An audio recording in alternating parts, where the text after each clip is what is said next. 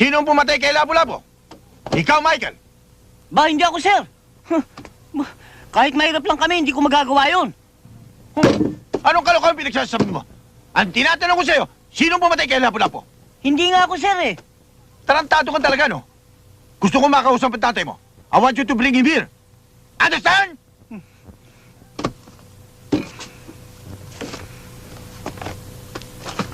Yes, sir.